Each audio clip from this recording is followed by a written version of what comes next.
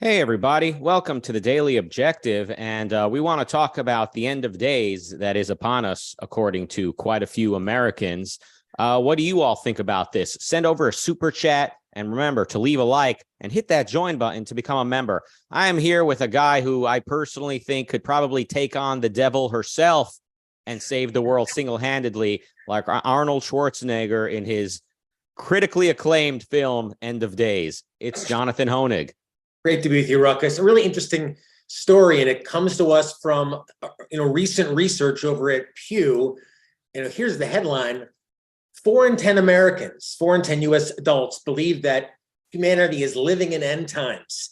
That really the end is near. And here's the breakdown: it's obviously primarily Christian, Protestant, evangelical, and we're going to get in a little bit about that. Why is it in an age of reason, so many people think we're living in end times? And are we? I mean, we're seeing economic collapse. We're seeing a lot of social unrest. Maybe these people have a point.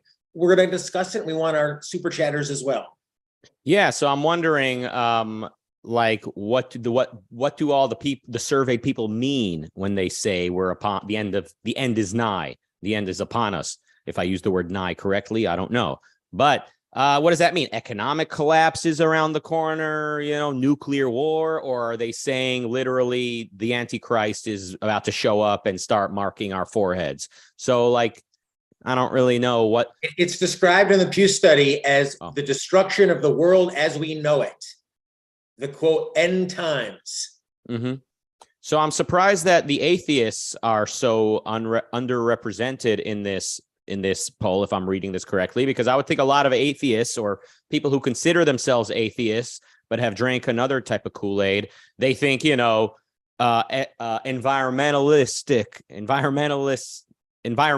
catastrophe and Armageddon is right around the corner. So I'm surprised that more atheists didn't. No, and the biggest trend you can see here, Rucka, interestingly, and I think this is something relevant for objectivists, who I think it's safe to say is congruent with atheism, that the lowest ranking on this list of people who believe in the end of times are atheists.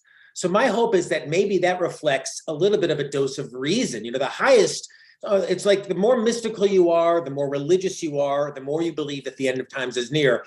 Interestingly, Dr. Brooke, Jerome Brooke, did a show or answered a question about this a couple of years ago, and the idea of this mysticism, and his comment was, everyone always believes that he or she is living in end of times, right? It's like, oh, I am alive for this, and it's never happened. All the predictions from Mayans up to Marshall Applegate, and all the cults from the 1990s, and he said never happened. And I don't see it happening as long as man has reason on this earth. Yeah, it's a type of grandiosity I think people have. They want to believe this is a special moment in history. And there are many ways in which any moment can be seen as historically significant, especially these days when so much is happening and changing so fast. But at the same time, as the saying goes, the more things change, they stay the same. And there's no reason to think that the end is right around the corner. So, yeah, I remember, I'm old enough to remember when 2012 was like far in the future and the early internet was, full of all these websites and videos and people saying, oh, 2012, the world is going to end. The Mayans predicted everything. The Mayans could predict everything that was coming other than their own demise. But they predicted so many things accurately. So, of course, if their calendar ends in what we call 2012, then that must mean the end is deterministically going to happen. Like somehow Judgment Day is inevitable, to quote Schwarzenegger in the highly acclaimed Terminator 3. Judgment Day is inevitable. But they were wrong. The 2012 came around. We're now celebrating the 10-year anniversary of the 2012 doomsday predictors being wrong. And did they learn anything? Did any of them learn anything? Not according to this poll. Thank you, Mary Aline. Really generous contribution. You're always such a great supporter. And thank you also to Kathleen. She's been a member for 5 months of our YouTube channel. It's not expensive to do it all, and it really means so much to Razi and the team and Daniel and everyone who worked so hard to bring this to you. I mean, how much of it, Razi, could be just this idea of primacy of consciousness? This idea that the world is outside our control, whatever we think is what it is, and maybe to some extent egalitarianism. There's this idea that anything goes, the unreal, the arbitrary has as much weight as the arbitrary. So the fact that nature exists has as much weight in people's minds as, oh yeah, there's this evil force that's controlling it all. Right. Now, the real sort of reading that I am doing of this poll is that many people are very religious. Like 4 out of 10 Americans are like, they take religion seriously enough to think that there is such a thing as Armageddon.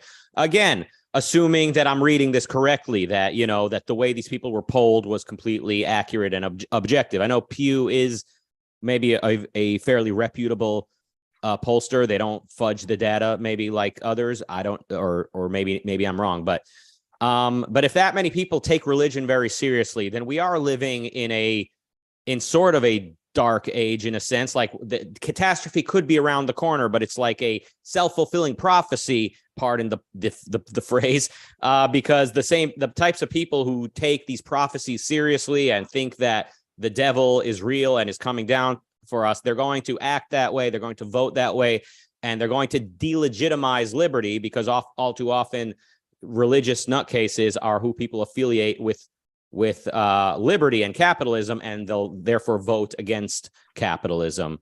So yeah, I mean, I can empathize to some extent with these individuals in the sense, Rucka, what worries me, and it's like in my world, in the investment world, it's never a crash which should worry people. It's there's decades of stagnation. And when I look at the culture now, I don't believe that the end is near, but what worries me is that it does seem as if culturally we're almost moving backward. I mean, the abolition of abortion in parts of America is just a big part of that. I mean, it seems like so many of the battles for reason that were won, let's just say in Milton Friedman's time and Miss Rand's time, we're kind of going backwards. So that's what I fear. It's not the end of times, but like 20 more years of fighting battles which should have been won if not for terrible philosophy. Yeah. So now my sort of knee jerk to seeing this poll is like, people are too religious, and that's going to be the cause of our possible upcoming Armageddon. But how would people respond to that? Advocates of religion, they would hold up a picture of a neurotic drag queen giving a lap dance to a young person, and they would say, well, this is what atheism, this is what secularism brings you. And they would point at, various I didn't want that picture to get out, Ruck. I thought I told you not to let that picture out. I won't release it. I'm just referring to it. But yeah, the various environmental catastrophizers, they would say, look, the environmentalists are just as kooky and crazy, and they're also going to end liberty and destroy the world in order to, quote, save it. So the problem really ultimately is that the secular thinkers have defaulted. They have done a, piss poor job in answering religion.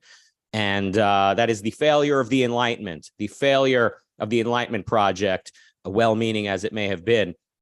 So, we often around here, we see Ayn Rand as the philosopher that the Enlightenment needed in order to sort of connect the dots and dot the I's and cross the T's.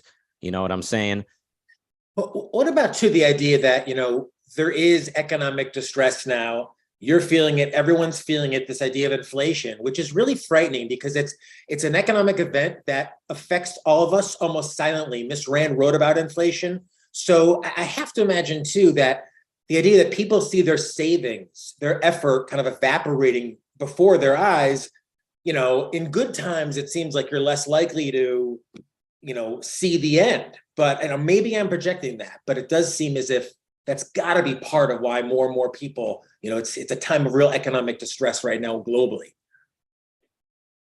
Yeah, I mean, economic tampering and the violation of property rights is really, I think, what causes it to a large extent. I mean, when the more that happens, the more it's not about how much money is in the bank. Almost, it's like, well, what can this dollar buy, right? What good is money with nothing to buy, or when government, like in China, can come in and just lock you up or haul you away. There's that sense of just personal liberty. So I don't know if that's what the evangelicals are thinking. For them, it's all about the man upstairs, but there is that sense of, societal norms are slipping away.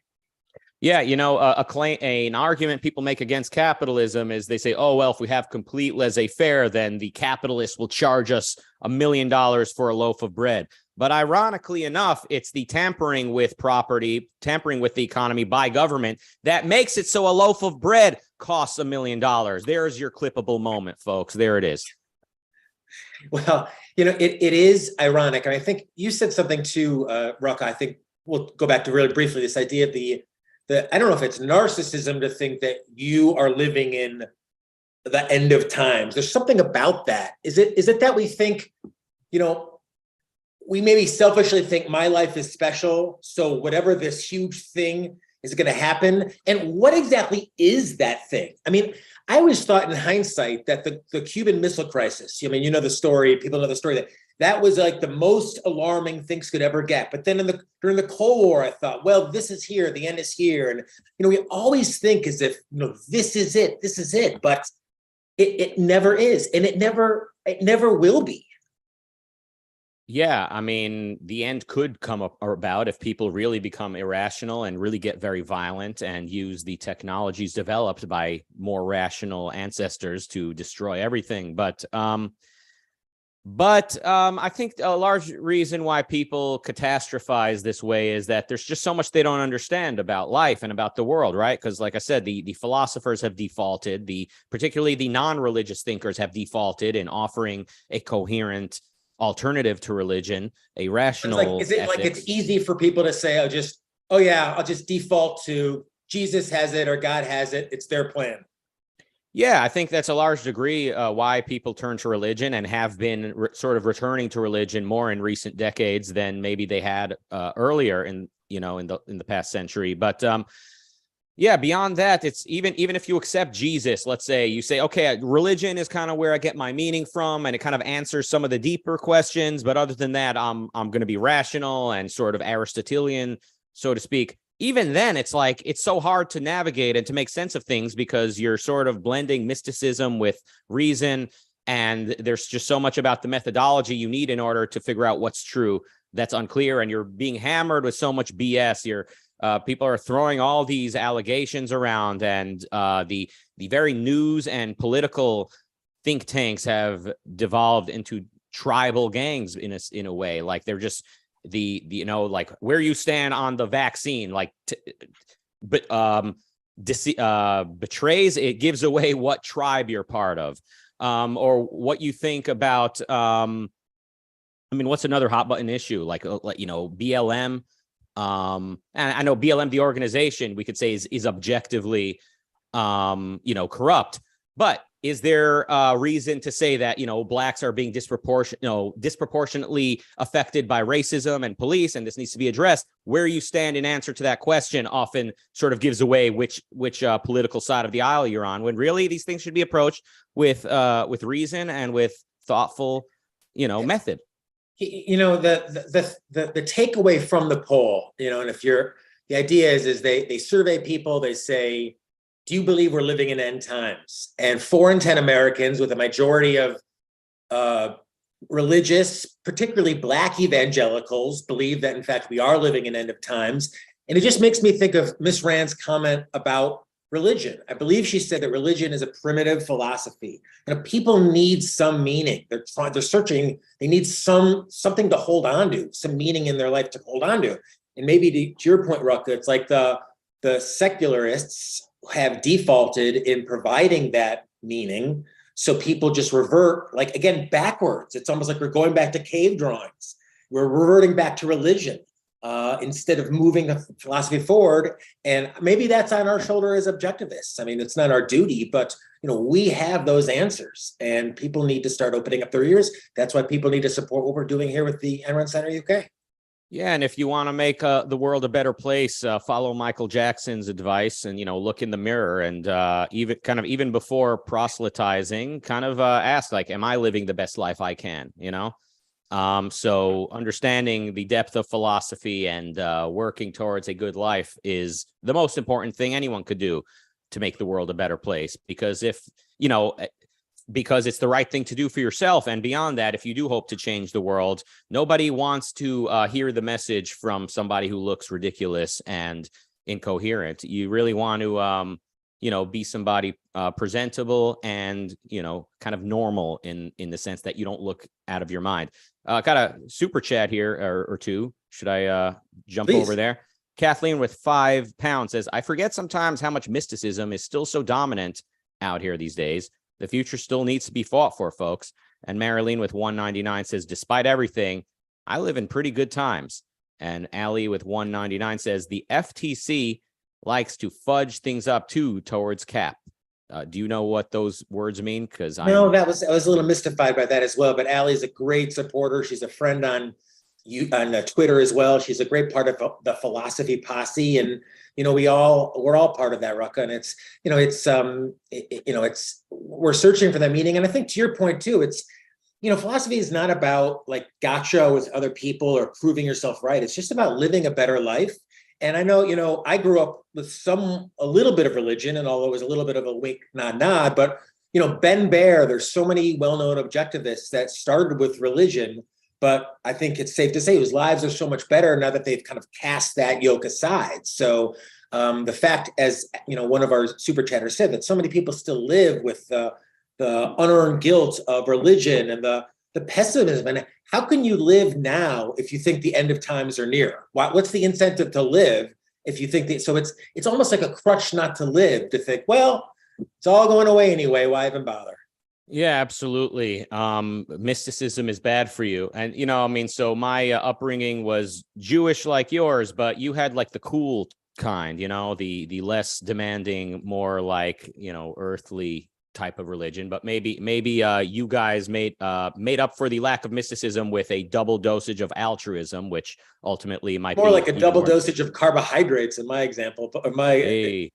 Well, in any case, for me, like the widespread belief was that the Messiah is around the corner. He's showing up any minute because there's so many signs that, anything that happens, World War II, the founding of Israel, all these things is like, like the Messiah is about to arrive. The calendar shows, but we don't even know what that means. We don't know if it means he's going to walk in 1 minute or in 1,000 years from now. Like it could mean either one, but we just know he's right. He's about to show up. And also, it's a little bit like the opposite of the end of times. Yes, but good times are just around the corner. Yes, but it was unclear also if in the process of the Messiah showing up, if there's going to be a lot of catastrophe, and that's how a lot of the religious thinkers explain something like the Holocaust and various other troubles.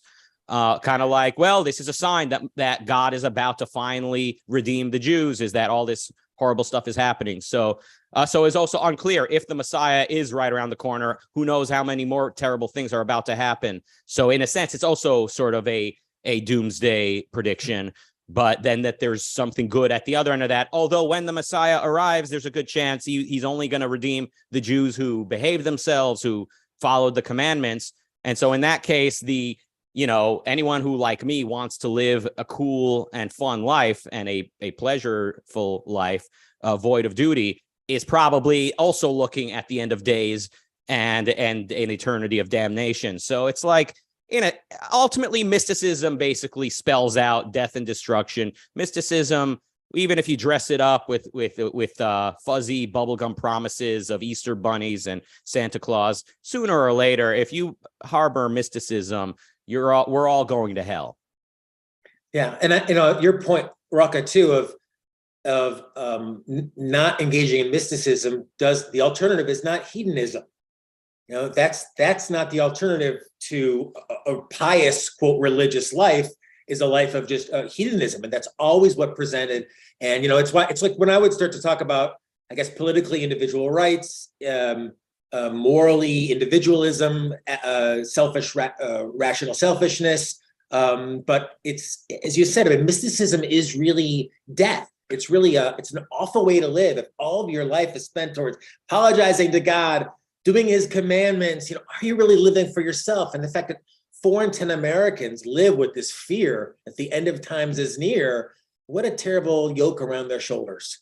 It really is. And Allie in the super chat says FTC means Federal Trade Commission. And thank you. Okay, so she was saying the Federal Trade Commission likes to fudge things up towards capitalism.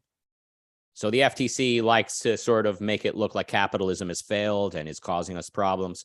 The finance guy is nodding his head yes. So well, that's part and parcel of the whole mixed economy. Is they leave 80% controls, 20% capitalism, and then when it F's up, they blame the capitalist part of it. Global financial crisis in 2008 is probably the best example of that.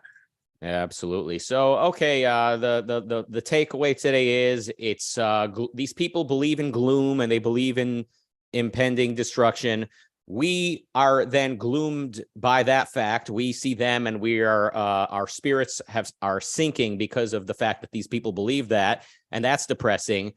But isn't it nice to have an alternative, have a solution, have a better philosophy for living on Earth, and to be living on Earth, and for enjoying it, even until the rest of the world catches up? We can have a lot of fun living and pursuing good stuff.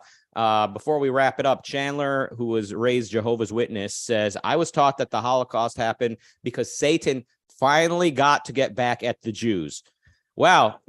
By the way, paraphrasing Andrew Bernstein, one is left to wonder what the fate of the Jews would have been the last 2,000 years if Satan wasn't getting his revenge at them this whole time. All right. And with all that, no upcoming shows today. So, there's the exception that proves the rule. We often have a lot of content. So support the network, hit the join button or join as a member on the website, link below. Upcoming events, though, on Sunday. Sunday. This network is full of surprises. At 3:30 p.m. UK time, the Objective Communication Study Group with James Valiant open to ARCUK members. This session will also be live streamed to YouTube members. So there you go, everybody. Get your learn. It's a really great book. James is a certified expert who's studied with Dr. Peikoff. Take advantage of this. Even if you haven't read the book, just sit in and listen to this. Become a member. I mean, you get so much more out of it when you're listening to an expert. James is incredible. So take advantage of that with the channel.